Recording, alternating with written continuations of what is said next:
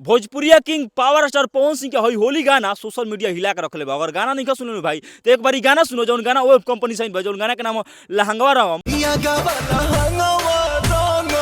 Power star Pawan Singh Holi वाला mood में आ गइल बड़ और इनकर गाना के सामने सब को ये गाना फीका लागत भाई। जबरदस्त होली गाना लाइल बन, जौन गाना के नाम लहंगवा रंगम भाई, तगड़ा गाना बा।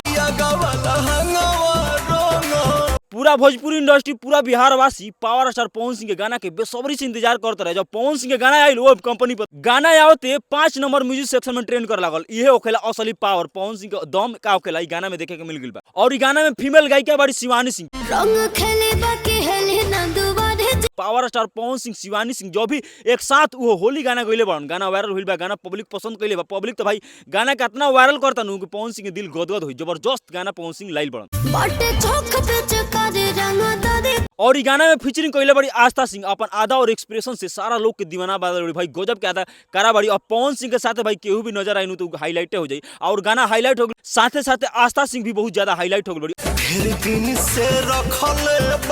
और ई गाना के लिखल बड़े आशुतोष तिवारी, म्यूजिक कंपोज के बड़े प्रियांशु सिंह। भाई गजब के गाना लिखल बड़े आशुतोष तिवारी और प्रियांशु सिंह के भाई म्यूजिक के तो कोनो जोड़े नहीं खे। ओइसन जबरदस्त म्यूजिक कंपोज करके पावर स्टार पवन सिंह देत रहन कि भाई गाना वायरल हो जाता, पब्लिक सुने पे मजबूर हो जाता, पब्लिक नाचे पर मजबूर हो जी। भाई फिर से हम कहत नहीं, अगर गाना नहीं सुने नु तो एक बार जा वेब कंपनी से पवन सिंह के गाना आइल बा,